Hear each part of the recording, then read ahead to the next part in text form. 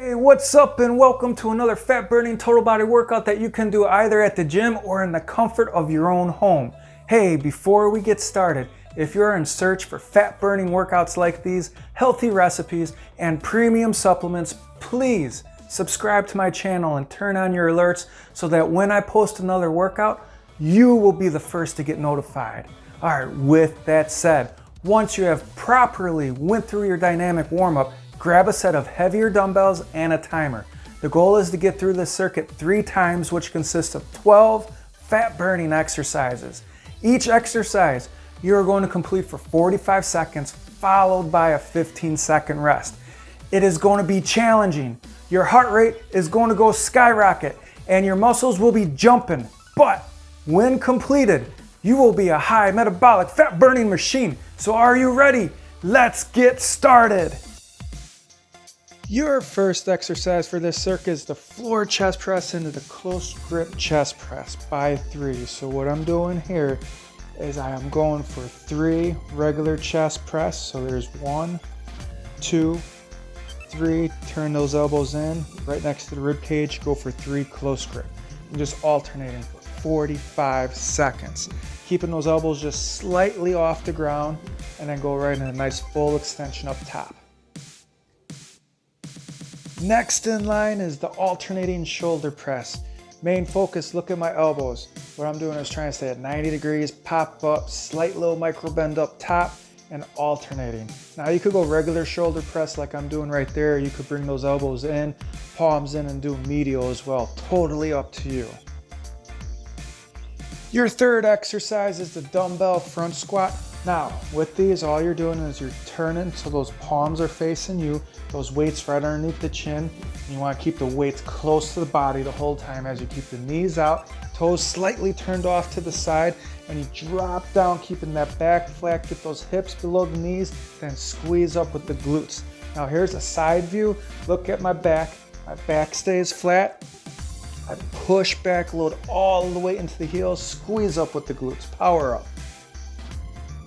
After those squats, you head right to that reverse lunge to bicep curl. So you're alternating these. So one side, curl, then you head alternating to the other side, leading with the opposite foot each time. Now that front heel stays loaded the whole time. You're trying to keep those shoulders stacked above the hips. You could give any style curl that you want. Right here, I'm just doing regular style curls where I'm giving a little bit of a twist on the top so I could get a little bit more squeeze with those biceps. After that, you're heading right to the push-ups. Now with these, I like to start from the ground up. So reason starting from ground up, I could engage the core. So flex the abs, flex the glutes, flex those quads. After that, you keep those elbows close to the rib cage and you power up for each push-up. Chin stays neutral, those eyes looking right down to the ground, and rep these out. For the dumbbell glute bridges, put those dumbbells right on top of those hips, bring those heels in, load those heels, squeeze those glutes, power those hips up towards the ceiling, towards the sky, keeping the head and shoulders on the ground. And when you go up there, squeeze, pause for a second, control down right before the butt hits the ground, and power back up. Those are your dumbbell glute bridges, and control these. Don't force them, form over speed. Stand them back up for your RDL to back row. Now with these, it's a narrow stance RDL, and with these RDLs, you're not getting that back parallel to the floor, just slightly above parallel. So you want those shoulders just above those hips. When you get down there, then you bring those elbows close to the rib cage and those hands back as you squeeze those rhomboids back there, keeping the chin neutral for your RDL to back row. Here's a little 2-for-1 for the upper body, the press to overhead triceps. So this is a medial grip shoulder press. So that weight is just in front of the chin as you press up, and then you bring the weight right behind the head as you just drop those forearms and squeeze up with those triceps for that overhead tricep extension. With this one, definitely keep the core tight the whole time. If you get tired, drop a dumbbell and then just use one dumbbell. Again, keeping those elbows in tight as you press, elbows tight to the head as you go for that overhead tricep extension. And this is where we start getting into the front side core routine, and we're starting it off with those traditional old school full sit-ups. And you know what to do here. Keep those heels loaded on the ground. Keep the butt on the ground the whole time. Don't lift that butt up. Chin stays neutral. Squeeze up with those front abs and control yourself down to the ground for those full sit-ups. After those full sit-ups, you head right to that low plank. Elbows underneath the shoulders. Curl those toes. Squeeze the quads, glutes, and abs. Flex them out the whole time for those 45 seconds. That's the trick, is to flex those muscles, the quads, the glutes, and those abs within a plank. Just don't sit in a plank, flex out a plank. That's a low plank.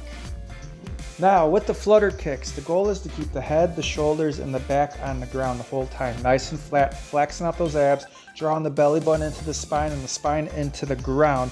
As you point those toes away from the body, flex the quads, and give yourself nice little flutters for 45 solid seconds. Now your last exercise of the circuit is the high plank carryovers. Now get yourself in a high plank position, same thing as that low plank, so you're squeezing those abs, squeezing those glutes and those quads. And with these, all you're doing is you're transferring the dumbbell to one side over to the next. Now don't take these for granted. Flex out the body the whole time, and guess what? You will be fatigued. You just did a bunch of exercises to burn out the shoulders, the arms, the legs, and the core, which makes this exercise the best one to put at the end of the routine. All right, so there you go. I hope you enjoyed this video. If so, please leave me a thumbs up, subscribe to my channel, and I look forward to creating another at-home workout program for you very soon. Have fun and stay fit.